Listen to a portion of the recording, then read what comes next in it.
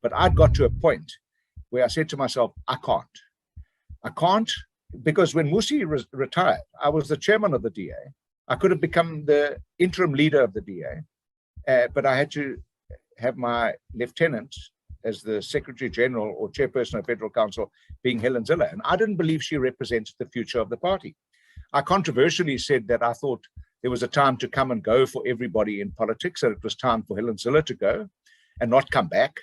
And then when she won, I said, well, I think maybe it's a time for me to go, because I told you at the outset, I'm a conviction politician. I wasn't going to just stay there for a position.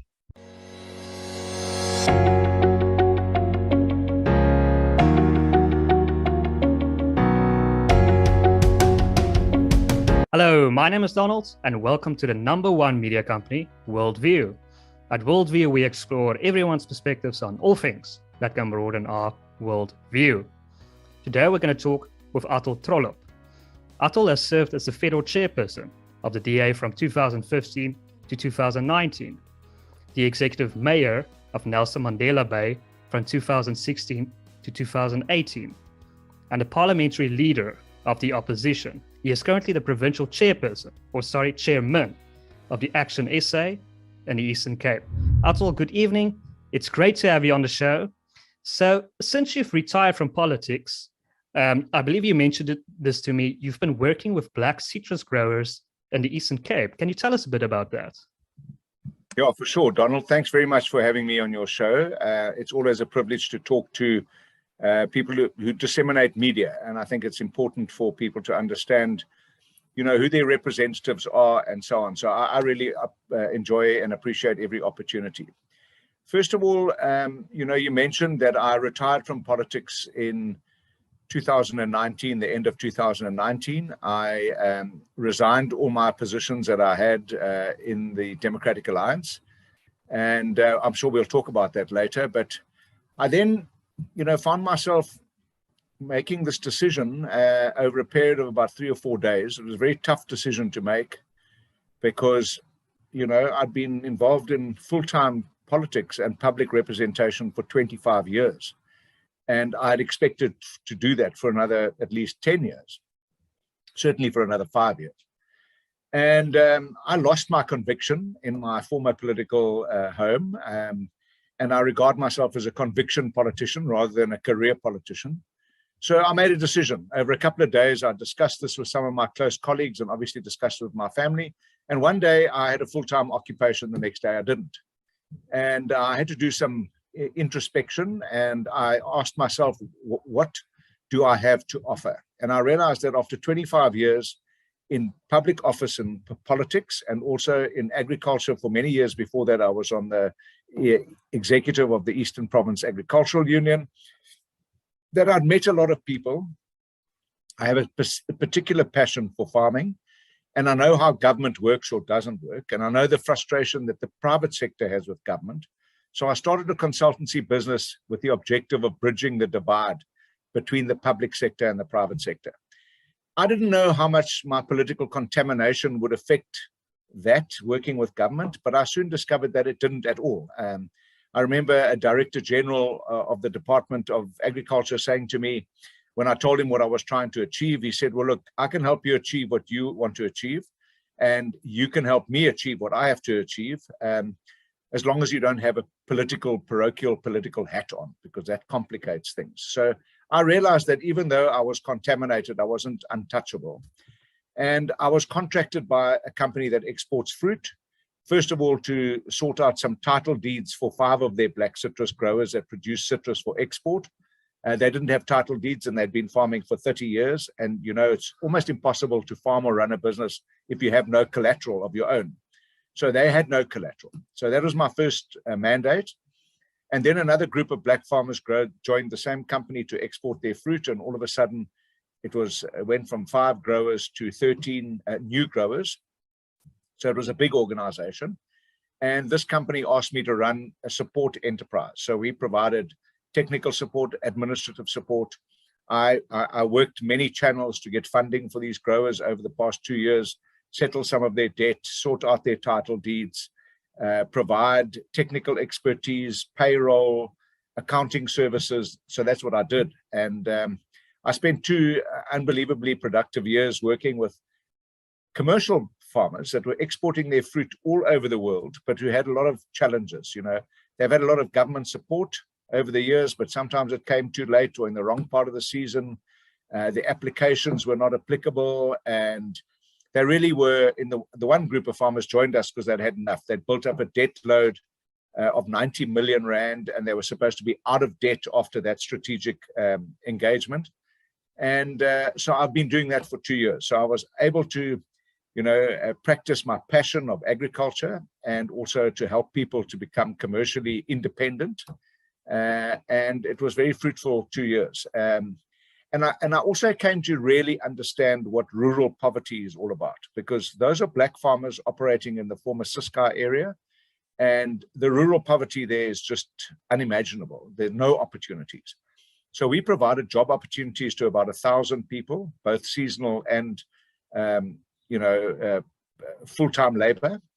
And I realized that without those farmers actually producing citrus in that area, there'd be no economic opportunities. So that's why we have this extraordinary sort of record migration of people to the cities, urbanization, escalated urbanization. And the tragic part about that is they leave where they come from, beautiful rural areas that have enormous potential, and they come to the cities to try and seek their fortunes, and there's less opportunity in the city, and they end up living in the most terrible informal settlements. Their families are dislocated, the community is dislocated because of that. And when Herman Mashaba called me and said, listen, Athol, we're running out of time in this country, will you come and help me? I got to the stage of my life that I was enjoying not being in politics, but he pushed something in me, like a trigger point. And I had been asking myself, a gnawing gut feeling, had I done enough? Have I done enough? And he convinced me to say, okay, I'm going to give it one last chance, because I really love this country, but I love my province, and I love the rural hinterland especially. And I have a passion for agriculture. That's agricultural transformation and rural land reform has not worked in South Africa. So I really want to focus on that. And my objective is to work in the Eastern Cape, which is a depressed area. And the ANC government has the highest majority still in the country in the Eastern Cape, despite our record poverty and everything else. So Herman said, I'm calling you up for national service. Come and help me fix this. Great. That sounds interesting.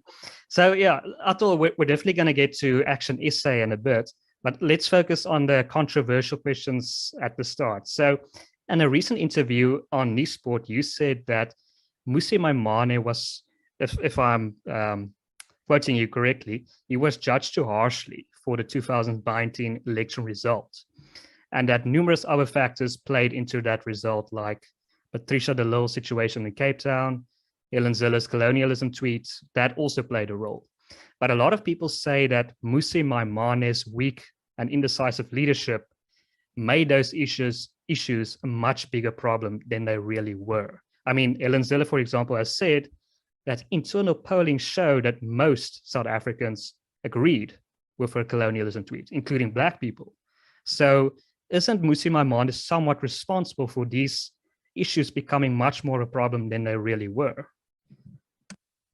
Okay, first of all, let me just say, I don't know what internal polling she's referring to Helen Zille about her colonialist tweets, but I'm willing to bet my bottom dollar that that's not true.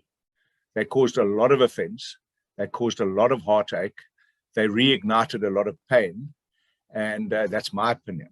Okay, so I'd love to see the polling. I don't believe it. There was been a lot of speculation about Mmusi Maimane and why he left, and whether he was an experiment or not. And let me just tell you at the outset, I'm not here to slag the DA off. I had a long association with the DA and its predecessor parties over 30 years, 25 years as an elected public representative. I held many positions of office in that party. I was also divorced once. My wife and I were married for 27 years. We had 2 amazing kids. We had a clean divorce. There was no acrimony, because if you have a relationship of respect for that length of time and you have children and you start with acrimony, it affects everybody. So I don't want to go there. But I now belong to another political party, and we are contesting for ideas and we're contesting for votes. So let me just answer your first question. Mmusi Maimane, I came to know about him when I was the leader of the opposition in Parliament. And my chief whip at the time, Ian Davidson, said, listen, I've met a guy in Johannesburg, told Helen Zille and I that I've met a guy in Johannesburg who I think could represent the future of our party. And the DA was going through a process there of trying to become a party for all South Africans.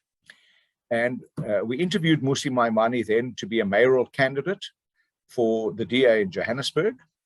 And he did really well in that election.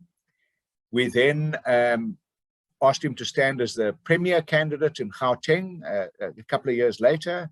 And again, he did really well there. And then in 2015, Helen Zille said, no, this guy's ready for the leadership of the party. I'm going to step down. And she nominated him. He was her proxy. And all the people that said to Mmusi Maimane, he must take the rap for the poor election result that we had in 2019 were the very people that were campaigning for his election. Helen Zille, all the other current leadership, John Steenhuisen, and you name them, they were all gung-ho for Mmusi Maimane. And he became the leader of the party, and he became the leader in parliament. In 2016, we had an extraordinary election where we set ourselves a goal of winning Cape Town, winning Nelson Mandela Bay, Johannesburg, and Tshwane. Cape Town, they won. Joburg, we didn't win, but we were headed a coalition. Tshwane, we didn't win, but we were ahead of a coalition. And in Nelson Mandela Bay, we didn't win, but I was the mayor. I was the head of a coalition. So we had 4 mayors. Job achieved, well done. Everyone madly excited about it. Not long after that, 2019, there was an election. There were a whole lot of issues. There were issues about some of the failed, experiments. And there were a number. Lindiwe Mazibuko pushed by Helen Zille and eventually left when she fell out of Helen Zille. Patricia de Lille pushed by Helen Zille to become the mayor of Cape Town. She eventually left because she had a fallout. Mmusi Maimane, exactly the same thing. Schweizer Reinicke, the issue about the school teacher with segregated classrooms. That was a huge issue. It had a massive impact on the former, let's say, Afrikaans-speaking voters that were voting for the DA. There were many things that culminated in the DA going backwards by about 1.3%. Cyril Ramaphosa, after the Ramaphoria days, when people were still excited about his presidency, he and the ANC went backwards by 5.5%. The ANC didn't kick him out. They said, we had a bad election, we're going to fix this thing. The DA turned on Mmusi Maimane. And I came under pressure because I said at the IEC election result, I said, we must take collective responsibility. We must go and introspect. We must find out why the voters have turned against us, because we were the only party that had grown in every election from 1994 to 2019. That's a long, long time to grow. Yes, we came from a very low base, but we grew in every election. So the one election when we went backwards, we turned on a young black leader that the party had identified to represent the future. Now, you show me a young man at that age who hasn't made mistakes. Mmusi made mistakes. I spoke to the review panel of the DA that did, the review of how we performed. I was very frank about what my reservations were, but they wanted him to take full responsibility. I then stood for an election. I was the chairman of the party. I stood for an elected position called the chairman of the Federal Executive, which is pretty much like the Secretary General post in other political parties. Helen Zille won that election. Now, I've lost to Helen Zille before. I lost in 2007, the leadership of the party. I lost to her proxy, Lindiwe Mazibuko. I beat Ryan Kutsia, who was Helen's proxy. So we won and lost contestations against each other, and we carried on working together. But I'd got to a point where I said to myself, I can't, because when Mmusi retired, I was the chairman of the DA.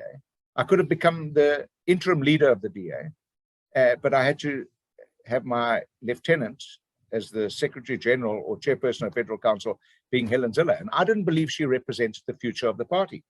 I controversially said that I thought there was a time to come and go for everybody in politics, that it was time for Helen Zille to go and not come back. And then when she won, I said, well, I think maybe it's a time for me to go, because I told you at the outset, I'm a conviction politician. I wasn't going to just stay there for a position. So that's where our paths actually parted, Helen Zille and I and the DA. I just thought they're going in a direction that doesn't satisfy me, because I know that you need critical mass in politics to bring about change. And the DA has started to lose support that I'd spent my lifetime in the Eastern Cape growing, especially in black communities. We didn't have any representatives or votes in the DA in the black communities of this province in the Eastern Cape. I was a leader here for 16 years. I grew that, obviously with a lot of support of people that I worked hard with. And systematically, we've lost a lot of that support. And, political parties like to spin election results. I'm willing to take you another wager that in the 2014 election, the DA will go backwards again. 2024, they'll go backwards again. And that's not going to help bringing about change in South Africa. So I was controversially accused of saying that we should take collective responsibility. And the DA says, no, we're a liberal organization. We're not going to take collective responsibility. That's a socialist kind of concept. We're a party of individuals, and the individual Mmusi Maimane must take the rap. Isn't it ironic that a short while thereafter, in the 2021 local government elections, the DA lost 368, I think, councillors. They got 368 less councillors. Not Helen Zille nor John Steenhuisen took any responsibility for that. Yet they demanded that of Mmusi Maimane 2 short years prior to that. So I firmly believe that you must take responsibility. And if Mmusi was guilty, then I was guilty as the chairman of the party, and I was prepared to take that responsibility and part ways. Interesting. I have so many questions. I don't want to cause acrimony between you and your former party, but Athol, you brought up Schweizer Reneke, and I have to ask you, do you believe Mmusi Maimane reacted too quickly to that event? And he spoke out against a teacher when later it seems like the teacher was actually trying to help the situation. Look, let me give you the insight to Schweizer Reneke, because I had to deal with it personally, a lot of the fallout. I had to deal with it. I even spoke to the teacher. I spoke to AfriForum. I was involved in a lot of the behind-scenes negotiations. Political parties are big organizations, and big political organizations operate like a corporation. And there was this incident of a photograph of a segregated classroom, okay? And somebody in the leadership of the DA, in the administrative media leadership, not exactly sure, because no one ever owned up and said it was me who gave the instruction. Somebody gave the instruction to the youth leader of the Democratic Alliance to go there and to make a statement. And he went there and he made a statement, and he said, this picture of segregation in this classroom brought back painful memories to me. And he called for an investigation. But that's what he called for, an investigation. Everyone jumped the gun and said that he has prejudged the teacher. I spoke to her personally. I have a number on my phone. He never said that teacher is racist. He said that this segregation in this picture has triggered raw emotions in me. And everybody held him to account, okay? I protected him.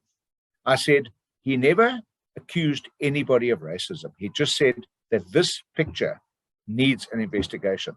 He wasn't the only one who called for an investigation, but it obviously then unraveled. It became a political flashpoint, and it went haywire. And nobody to this day knows who got the DA youth leader to go there and make that statement, but it became a huge wedge issue that was driven, and the DA suffered because of it. So, yeah, there might have been an element of prejudging. I don't think I know Mmusi Maimane didn't send the DA youth leader there. I know somebody in the media office sent him to say, we must go and respond to this. This is an issue. It's clear segregation, and it must be racist. He never said that. He said, it must be investigated. And he met with the MEC of Education, he met with the school governing body, and he even met with the teacher there. But then it became a mobilization point. And in politics, once you start explaining, you're losing. And we were explaining a lot on the back foot, and we were losing. But I do want to tell you that I had frank face-to-face negotiations with AfriForum that was representing the teacher. And I believe that we were resolving it and coming to the bare truth of what happened there. But unfortunately, it became a snowball that nobody could stop. So Athol, you mentioned during Helen Zille's colonialism tweet, were you the chairperson of the Democratic Alliance? Yes, I was. So you mentioned that there was no internal polling that showed support for her tweet. If you were the chairperson of Democratic Alliance, you would have seen it. So by inference, she must be lying. Look, I don't believe it. I don't believe there was any internal poll that supported it. And I certainly believe that if there's any other poll would show that are 2 polls apart. if there was an independent external poll, would prove that if there was an internal poll that said that there was majority support for it, that those two would be poles apart. Because I know for a fact that the issue around colonialism triggers very raw wounds for the majority of the people in this country. And President Mandela made it a point in his presidency and even prior to becoming the president of this country to try and bring unity through diversity and the concept of a rainbow nation and just get on with it. When you start promoting, colonialism, you might just as well be defending apartheid. It becomes conflated, and whether they're two completely different things, it becomes conflated. And I'm afraid I must say again, when you're explaining in politics, you're losing support. There was too much explaining around that and, insisting that she was right. I mean, I recently read that she apologized to Musi about it because she was forced to apologize. But when you read and listen to the apology, she said she apologized because she realized she had caused offense. Now, was it a genuine apology, or was it an apology to placate the leader of the time? That raises even more questions. I only read about that recently. I've been out of the DA for 2 years now, but there was a difference of opinion or difference in facts. Because if you apologize out of, you mean it, and conviction, you say, I'm sorry, I made a mistake. I misread the room and the nation and the country. But don't come 2 years later or 2.5 years later and say, well, I only apologize because Musi made me apologize. That's just not good enough. And so Helen Zille's willingness, or her faction's willingness, to defend colonialism, does that represent the direction you don't want the DA to go into? I didn't want the DA to go in that direction. I believe that it was a political cul-de-sac and that it would alienate people that we'd spent a long, long time, including herself, to attract to the DA as a party for all South Africans. I really think that's what I thought at the time, and I still think so right now. And do you think willingness to pursue that direction is why there's so many disgruntled and bitter former DA members and leaders? Why are there so many disgruntled and bitter former DA members? Well, look, I can't speak for, individuals that have left the DA. Some have left the DA for, well, everyone leaves for their own reason. But, I've heard Bongani Boloyi, who recently joined ActionSA. I heard his reasons. I had long discussions with Musi about his reasons. I know Herman Mashaba's reasons. And there were other people, Lindiwe Mazibuko was a bright, shining star in our party. She left after about 2.5 years of leadership in Parliament. She would have her own reasons. I remember Helen Zille saying that the hubris of Lindiwe Mazibuko was just too much. She couldn't handle it. Well, why is it always other people's hubris that makes them wrong? And I think enough said about that. But there have been people who've left the DA. But, the reality is people leave political parties all the time. People leave, they come and go. Even the DA. Here's the issue. I never thought I'd be in another political home ever again in my life. I mean, I'd spent too long in the DA. And now I'm in another political party. That's the essence of democracy. But here's the thing. When I belonged to the DA, it was a 1.3% party. How did we become a 20+% party? We assimilated people from all other political parties. The New National Party, the Federal Alliance, some people from the ANC, some people from, the ID and various other political parties. We assimilated them. We even assimilated political parties. And we even assimilated leaders of political parties. Patricia de Lille, she came with her party and herself and many others. So, I've said what's good for the goose must be good for the gander. So ActionSA is now recruiting people across the board from all political parties and from the DA. Ironically, that's how the DA grew. And ironically, that's how the ActionSA is growing. Yeah, so democracy in action. So let's move towards your new party, ActionSA. What can one say is the difference ideologically between ActionSA and the Democratic Alliance? Can one say that ActionSA is more of a conservative party, especially if you take Herman Mashaba's stance on immigration? Look, if you put the two parties' constitutions together and even their policy suites together, they're not too different. They really aren't too different. But there are a couple of essential differences, I believe. Now, I was in the DA, and one of our main growth inhibitors was that we had this label of being a racist party or being a white party.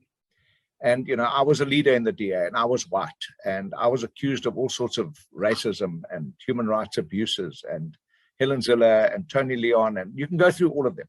So we were forever trying to say, well, we might be white, but we're not racist. I didn't believe that the DA was racist. And when I did perceive any racism in the DA, I think we dealt with it reasonably well. Herman Mashaba essentially is new and fresh. He doesn't have too much political contamination or the stench of established career in politics. He's essentially a businessman. And I think what's fresh about him is he brings an element of pragmatism that I think is the most important ism in modern politics. Not communism, not socialism, not liberalism. It's pragmatism. And Herman Mashaba says, we've got a problem in this country.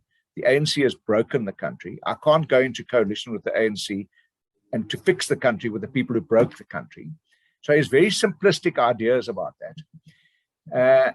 I said recently when somebody said what finally, made me made up my mind about going to Mashaba's ActionSA, I had long discussions with him about his position on the EFF, his position on immigration. But while we were having backwards and forwards negotiations and emails and asking him to respond to certain things, because I wanted his position on paper so that there could be no ambiguity about where he stood if we have difficulties or differences going into the future. And he was very frank and I was very frank. But one of my former colleagues said to me, he said, "Oh, I can't believe it. I hear you're going to join the Green Xenophobe." And I didn't respond to it for 3 days because I thought this is precisely why I'm happy to be out of politics, because South African politics has become so puerile. Everyone's good at calling each other names and labeling people. If you're green, you must be a xenophobe. If you're blue, you must be racist. If you're red, you must be, I don't know, some rabid communist. And if you're green and gold, you must be completely corrupt. And that's what they do. They just point fingers and call each other names all the time. And I actually thought, okay, I'm done with this now. Because the one thing about social media is you can't hide anything. So, after I joined ActionSA on the 9th of February, the following week, I went to a Senate meeting. And in the Senate meeting, somebody sent me a picture from my Twitter timeline in 2019. And I was representing the DA, and I'd been sent in a campaign in Limpopo to go along the whole Zimbabwean border and to assess for ourselves as a party what was going on the borders and why there was this unbelievably uncontrolled infiltration of people coming into South Africa undocumented. And I remember one of my colleagues who subsequently became the deputy chief whip in the DA, he made it he developed an identity for himself in the party by going to Botswana and Namibian borders. And he took pictures of people just walking across the border. He walked across the border and he made a name for himself for doing that. So the DA was driving an anti-immigration or undocumented, unlawful immigration in 2019. I've looked at ActionSA's policy on immigration. It's not anti-immigration, because I said to him pertinently, I said, I have a daughter who has a scarce skills visa who works in Amsterdam. We live in a global village. You study, you become competent to be able to work anywhere in the world. And I said to Herman, what's your position on that? He said, Athol, South Africa was built on the back of migrants. I know that we have built this country on immigration, and we can still continue to build and fix this country on immigration, on scarce skills, but people need to be documented. They need to come into this country legally. We need to know who they are. We need to know where they're working. And if they're earning money, they need to pay tax. And if they're using the state services and infrastructure, such as healthcare and education, they must pay tax. And that's no different to any other country in the world. So all of a sudden, he's now a xenophobe. But what I find extremely interesting is that the ANC are now talking the same language because they're realizing that uncontrolled immigration is a problem. Julius Malema, who famously said people must find ways to come in South Africa, all of a sudden he too is now saying, hey, this uncontrolled, undocumented immigration is a problem. So all over the world, whether it's Donald Trump wanting to build a wall, which I thought was completely mad and insane, or trying to get into Europe, or trying to get into Ireland or the United Kingdom, you need documentation, you need a passport, otherwise you can't go in. Simple. Yeah, I mean, it makes absolute sense. But Athol, you mentioned, okay, you say that Herman Mashaba is one of the prime reasons why you wanted to join ActionSA. But what happens if he's no longer the leader? So that's why I focus on ideology. So because obviously he's not going to stay there forever. So what happens if he's gone? Yeah, so that's very interesting because I've said before, and it's on the record, that's the beauty about social media and everything else, is what you say today, you must be able to man up to in a couple of years' time. I said that what's happened in South Africa is that for a long time, there's been a distrust of politics and political parties and the establishment. But now there's a new development. It's dislike. So people distrust politicians. Now they dislike them. They just are done with politics. And that's why 53% of the registered electorate didn't vote in this election. So I'm very wary of people's egos being bigger than voters' issues. But unfortunately, or fortunately, political parties have leaders and they need to be charismatic to draw attention and to attract support. They have to be charismatic. Mashaba is charismatic. Mashaba is pragmatic. He's a businessman. He's a professed capitalist.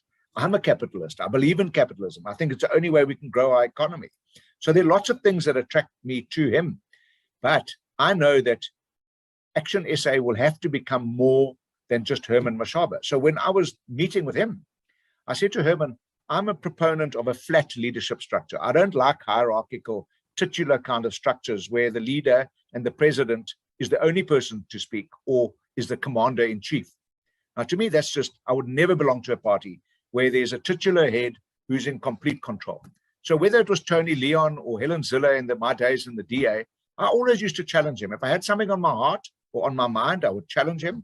Same applies to Herman Mashaba. And he said to me, Athol, you're welcome to come. People said, well, how are you two bulls going to live in the same kraal? We said, we'll, help each other. If there's a difference, we'll try and convince each other. So I think that's fine. That's the essence of the art of diplomacy and the art of politics, is to convince somebody else without fighting. I think I can work with Herman. We were mayors at the same time. We used to have similar meetings with our former party. We had the similar objectives. And I sincerely hope we'll be able to build another layer of leadership in ActionSA. And that's why, one of the reasons why I'm there too. He asked me to help him to extend his reach into the Eastern Cape, that I believe that we're building another layer of leadership in the DA, in ActionSA, so that it isn't just Herman Mashaba. And he himself says he'd be delighted. He'd be the first person to say, I'm happy to hand this party over to the next person, because he says essentially he's a businessman. That's his first real passion. When I was announced as joining the party, he said he never used to take sleeping tablets. He loved business. And now that he's a politician, he has to take sleeping tablets. But he says he realizes that he's got to do something and he doesn't just want to be an observer.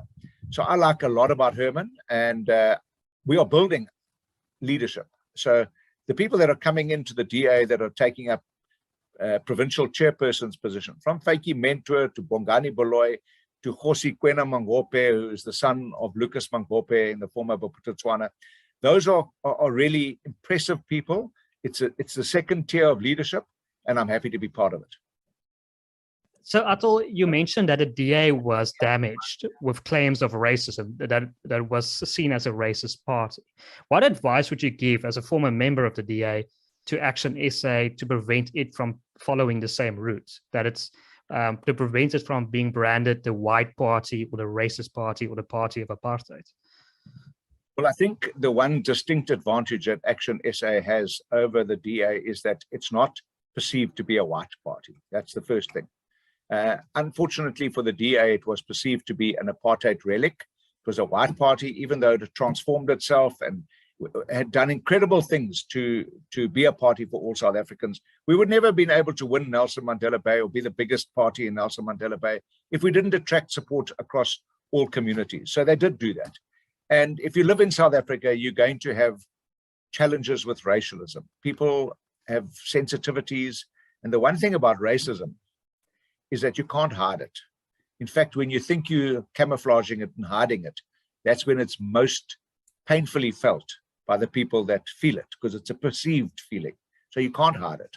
So there will always be challenges. I think the advantage that ActionSA has is that it's not regarded as a white party. It's a new party with a black leader and primarily black leadership and primarily black support. But interestingly, it was able to attract support in the 6 municipalities or 7 municipalities that they contested in the last election. They were able to get votes, significant amounts of vote in Sandton and Soweto and Alexandria and peri-urban areas of people of all persuasions. And since I've joined, I've had an overwhelming response from people of all racial persuasions to say that they want to work with ActionSA. So I think they are at an advantage in that regard. So you think that the fact that the new National Party melded with the DA, that really did some serious damage to the DA? I don't think so. I had my own personal reservations about it at the time, and history will show that people like Dean Smuts and I were opposed to forming the Democratic Alliance at the time that we did. We believed that one more election and then we could actually wipe out the new National Party. But once a decision had been made, I was a loyal member of the DA. I then promoted the DA to be a party for all South Africans, and we actually grew. We showed much higher growth than we'd ever had prior to the formation of the DA. So if anyone tells you that the new National Party joining the DP to form the DA was the death knell or the beginning of the end of the DA, not true. We had unprecedented growth after that. Well, I'm talking specifically about that reputation of being a party of apartheid. Didn't that melding with the new National Party help with that image? I'm speaking precisely about that. Despite that, we showed growth across all communities. So I don't believe it did. I think there was already the stigma there because both the DP and the NNP had come out of the previous dispensation as participants in a phony or a faux democracy. So that label came from long before the formation of the Democratic Alliance. It was there already. There was a real and perceived feeling that we were part of the past and didn't represent the future. And whether it was fair or not was a fact that we had to deal with in South Africa.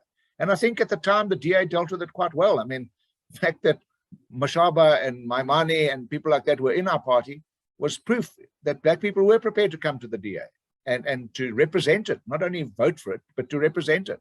I remember one of the most amazing achievements in my time was to attract 2 people from the ANC. One was the former Premier of the Eastern Cape, Nosimo Balingela, and a guy who subsequently replaced me as the provincial leader in the Eastern Cape, Ngaba Banga. He was an ANC Youth League member. He was the president of the SRC. Those people wouldn't have come to the DA if they believed it was racist, but there were many people who punted the propaganda that the DA was racist. But that brings me to the next point. You haven't asked me the question, but I'm going to make the point. I think that one of the biggest challenges for established political parties in South Africa is the concept of enclave politics. So you're an enclave for white, you're an enclave for black, you're an enclave for Afrikaans people, you're an enclave for colored voters, you're an enclave for Indian voters, you're an enclave for Zulu voters. And enclave politics has actually pushed people apart in this country. And we are actually more divided than ever before. So I'm really excited when people start talking about unity, getting the job done, not tolerating corruption, talking about ethical leadership, holding people to account. That's what really interests me. And that's the kind of language I'm getting in ActionSA that excites me. So you mentioned that Herman Mashaba has clarified his position on the EFF and immigration to you in an email. Can you tell us about his position on the EFF? Because a lot of people are somewhat uncomfortable with his relationship with Julius Malema and the EFF. I believe Julius Malema once referred to getting rid of you and Nelson Mandela Bay as slitting the throat of whiteness. So I believe you would also have not that great of a relationship with Julius Malema. Yeah, no, let me talk about me first, about my relationship with the EFF. I don't trust them. I remember Julius Malema, and I was part of the leadership when we were negotiating with the EFF to come into coalition. They refused to come into a coalition government. The DA was negotiating with them then. So the DA squealing about the EFF now, to me, is just nonsense. We tried our best. Malema refused. He went into a cooperation agreement, which is mistake number 1. Never go into a cooperation agreement with a political party that's your competitor, because they'll cooperate today and they won't cooperate tomorrow. And then transaction. Sorry, are you talking about South Africa in general, or are you talking about Nelson Mandela Bay? About what in general? The agreement that you're not talking now No, talking. national. Okay. National agreement. National agreement. And the EFF said, we will not go into coalition, okay? But we will cooperate with the DA. And Julius Malema said, the DA is a better devil than the ANC. So then that was the first thing I realized, that he had this attitude that my enemy's enemy will be my friend for the time being, that we were useless or useful idiots.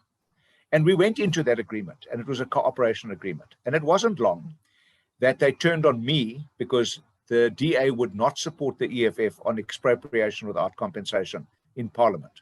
Then Julius Malema said, we'll teach you a lesson. We're going to cut the throat of whiteness. We're going to get rid of Trollip. And when we've got rid of Trollip, we're going to go after Mashaba and we're going to go after Solly Msimanga. That's what he said. It's on the record.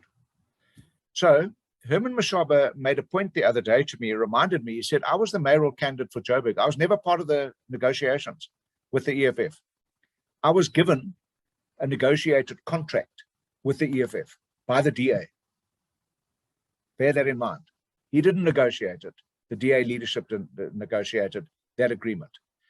I didn't have to have even a cooperation agreement with the EFF in Nelson Mandela Bay because we had an outright coalition majority. Herman and Solly had to cooperate with them. They had to cooperate with them because they were minority governments, okay? So the EFF's position was they were going to show the DA that even when we aren't actually in a cooperation agreement with you, we're going to hurt you, we're going to get rid of Trollip. And that is the problem with the EFF. That's why I don't trust them. They are the ultimate transactional politicians. They're fair weather friends. They'll be there today, and when you need them tomorrow, they're gone. Because Julius Malema is only interested in one thing. He's not even interested in the EFF. He's interested in a reverse takeover of the ANC because he wants to become president. So I said to Herman, Herman, we need to be clear about the EFF. Is it the EFF that you like, or is it about putting a coalition together to govern, to fix the mess of the ANC? And he made it quite clear to me. He said, that's what it's about. It's about governing to fix the mess of the ANC. You'll remember Julius Malema in December last year. He might not remember, but go and check in the archives. He said that Herman Mashaba was a naive and ignorant politician, and that the EFF would show him about politics. So all this nonsense that Herman Mashaba is in love with the EFF, it's not. He made it quite clear at the press conference where I was announced as the new chairman. He said, we're going to contest against every single party. We want the votes from other political parties. That is the art of politics, is to convince people from the EFF, the ANC, the Freedom Front Plus, the IFP, COPE, ACDP, everyone to come to ActionSA. And that's what we're going to do. We're not in any formal arrangement, non-aggression pact or anything with the EFF. The EFF is fair game for ActionSA. So if the ANC were to fall below 50%, what advice would you give Herman Mashaba if you had to form a coalition with the EFF? How would you handle such a situation?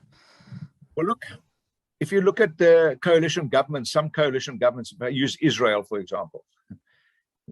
Have a look at what's there. You've got people from the far left to the far right and ultra-conservatives in the middle. So if you have a situation which voters bring about, incidentally, and I think voters need to start thinking about, if they really want change, they must think strategically when they vote, because voting for a whole plethora of new parties and independent parties and individuals that end up, negotiating for themselves into positions and forgetting what they promised the electorate, that's not going to make things easy. So at the moment, I think we've got probably more political parties in this country than anywhere else in the world. And I think that we should be moving towards having a threshold that if you don't get 5%, for example, in an election, you can't participate in it. They have that in Germany. And even then, in Germany, they still have to put coalition governments together. And Angela Merkel governed coalition governments really well for a long time. And they didn't all agree. They certainly didn't agree all the time. But she was a master at keeping those coalitions together. So I would advise Herman the following. First of all, pick your partners very carefully. Don't throw everyone who's against the ANC into the same bucket, because they will give you a headache and the coalition won't last. But more importantly, make sure you draw up a coalition agreement that's signed in blood by the participants. Because I saw in Nelson Mandela Bay The EFF could not have cut my throat if they didn't have the support of the UDM. And the UDM was our coalition partner. And they voted with Bantu Holomisa's UDM and made Mongameli Bobani the mayor. So without him, they couldn't have got it right. They tried 6 times. Only when one of the DA members voted with them and our coalition partner, the UDM, voted with them against our coalition agreement, they should have been kicked out for every infraction of our coalition agreement. They broke everyone. They weren't kicked out. They eventually got us taken out. So even if the EFF wanted me out, they could never have been able to cut my throat if it wasn't for the UDM reneging on the coalition agreement. And that's what the public don't remember.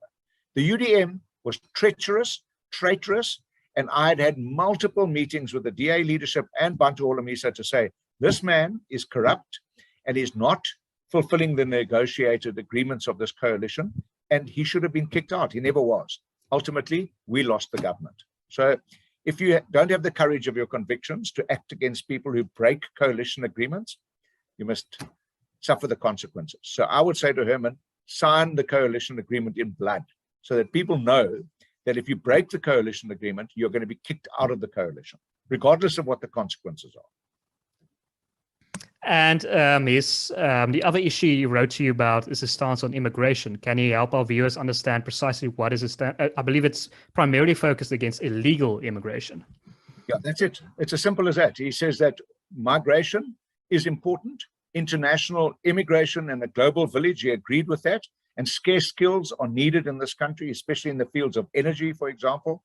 And, you know, even if I can give you a really bad example of a scarce skill, we have got doctors in this country that are trained at some of the best medical institutions in the world that had incredible reputations that are unemployed in this country, yet we import Cuban doctors and we send other students to go and study medicine in Cuba.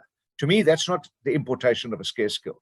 A scarce skill is to bring people into this country that have knowledge on sustainable green energy, to deal with the energy crisis that we faced with fossil fuels and with Eskom. Now, Herman agrees on that, and it's written in the Constitution. It's very clear that they are opposed to illegal, undocumented immigration. So can one say it's sort of, he wants to clamp down on physical immigration across the border in Zimbabwe, Botswana, and Namibia, but he wants to relax international immigration? Well, even Zimbabwe is international. Zimbabwe is in another sovereign country, but you can't just walk across the Limpopo River. You need to come through a border post. You need to present a passport. You need to be documented. You need to have a permit. You need to have some kind of formal right to enter with a prescribed period. And, you know, if you're there longer than that, you become naturalized as a citizen or whatever. I mean, those are just natural conventions, but you can't just walk backwards and forwards across the border as you please without a passport, without any documentation, because what has happened is that many of those people get assimilated into the communities. They are African. They can speak, for example, Nguni languages. So it's not long before you can, you know, get along with the local language. And you go to Home Affairs and you say to them, look, I was born here in this place, but my folks lost my birth certificate and I haven't got one. And here's somebody who vouches for me that, yes, I was born there and they're my uncle, and I get an ID book. And then you become a South African. You know, that's just untenable. And the other thing is, I remember when Herman was still the mayor, one of his greatest challenges in the inner city of Joburg was that those buildings had been hijacked, and they were hijacked by foreign nationals. They just took over the buildings, didn't pay any rent. The landlords were threatened if they came near there that their lives would be at stake. And you had hijacked buildings. I mean, a phenomenon of hijacked buildings. And Herman, when he was a DA mayor, was driving that issue and saying, we can't have foreign nationals that are undocumented hijacking buildings in Johannesburg. He was doing that as a DA mayor, not as an ActionSA mayor. Just out of interest's sake, how do you handle such a situation at a local level and not a national level? How do you, as a mayor of Johannesburg, how can you handle such a situation? Well, as a mayor, you've got very pragmatic responsibilities. You've got to deal with, you know, hijacked buildings, and you can appeal to the national government. But we have a situation in this country that if you're not part of the ANC government, and you might run a province or you might run a city, they don't give a damn about your problems. So you've got to deal with them yourself. That's the reality of being a mayor. And that's the one thing about South African politics. People don't understand how powerful an executive mayor position is. You almost have more power than the president because it's an executive position. You take executive decisions. In a coalition's a bit more difficult because you've got to convince your coalition partners, but an executive mayor has got an extraordinary power, much more than a premier of a province. So if people are hijacking your buildings, you must deal with it. You can't write letters forever to the ANC government. It's like posting letters into the ether. They don't even respond to them. So if you're the mayor and you're responsible for safety in the inner city or responsible for getting rates paid for those buildings or services paid for those buildings, you must do something about hijacked building. Okay, so Athol, you are now the chairman of ActionSA in the Eastern Cape. How do you plan to do some serious damage against the ANC in the Eastern Cape? Because it seems like they are quite resilient in the Eastern Cape. If you take just Buffalo City, I believe they got 60%. Even as they fell below 35% in Gauteng, they still got 60% in Buffalo City. So how can you do some serious damage to the ANC in the Eastern Cape? Yeah, well, look, I have some experience of bringing the ANC and knocking them off their perch because, as I said, I came from when the PFP, we were nearly wiped out in 1994. We became the DP, and we got 1.3%. We were literally almost an extinct political party, and if there was a threshold of 5%, that would have been the end of us because we only got 1.3%. So when I started working in the Eastern Cape for the DP then, we literally started from scratch. We went door to door. I remember moving to East London. I rented a place and I lived in East London for like 6 months before the election. So I then ultimately came and stood in Nelson Mandela Bay and we brought the ANC below 50%. The ANC said, it'll never happen. It won't happen before Jesus Christ returns, quote unquote, was what they said. And they went from 51% to 40%, and we went from 40 to 47%. I mean, 41 to 47%. There was a 17 percentage point swing. Unheard of. Never happened before. Not in any other municipality where the ANC was in government. So I've seen that it can be done. But yes, the ANC is entrenched, 60% in Buffalo City. But I must say the opposition is weak in Buffalo City. We built up a considerable opposition in Nelson Mandela Bay and we became the government. People said it would never happen. It can happen. It will happen again. One of the political analysts that have been on Worldview mentioned that ActionSA might struggle in a place like the Eastern Cape because there are not that many foreigners in the Eastern Cape as opposed to Gauteng, Johannesburg, Pretoria, and that message of illegal immigration might not stick as much as it can in Gauteng. Well, what do you say to that? I don't know who that commentator is, but I don't think that commentator is worth their salt because that is not the ActionSA's campaign message, illegal immigration. We're campaigning on ethical leadership, doing something about corruption, being a pragmatic government, getting the job done, holding people to account, proper education, proper healthcare. Those are the issues. So any commentator who says there's not enough, they're dreaming. There are foreign nationals in this province in their tens of thousands. Go to any rural village, see who's running the spaza shops. They're foreign nationals. I'm not saying that they're undocumented. I'm saying they're foreign nationals. I've been working in Fort Beaufort, for example, for the last 2 years. Every single shop in the main street in town is either run by a Pakistani or a Nigerian or someone. They're foreign nationals. I'm not saying they're undocumented, and I'm not a xenophobe. I'm actually fundamentally opposed to xenophobia. And I've made my position very clear. I've done it on social media. I've said xenophobia is the worst possible thing. It's the ugly consequence of nationalism, where you're either with us or you're against us. You're either a Hutu or a Tutsi, you're either a Jew or you're a German. Those are the worst things about xenophobia and nationalism. So I'm completely opposed to any shred or form of nationalism. And xenophobia is one of the most, my greatest anathemas. You can't say to somebody, because you happen to come from another country, you're a xenophobe. You must remember that I'm a sixth generation South African. My forebears came out in 1820. So if somebody's xenophobic, it's going to affect me. When Julius Malema makes statements like, I'm not calling for the murder of white people yet, it's a xenophobic statement. It's nothing else. So I'm opposed to xenophobia. And so that, that commentator, I don't know who it is. He's not worth his salt. Well, thank you, Athol. I see our time is running out. This has been such a fascinating interview. It's great to hear the other side. We've had so many DA members on the show, so it's great to hear the other side. I want to give you one last opportunity to add, plug, or say anything that you want to.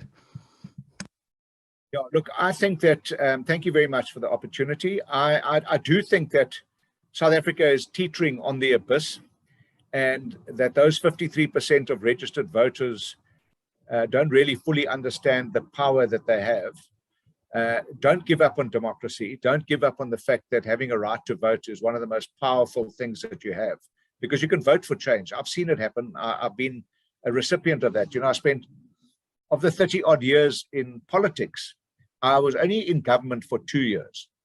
So it's a long haul. It's a long time to be in opposition, dreaming of the day when you come into power and you can implement your policies.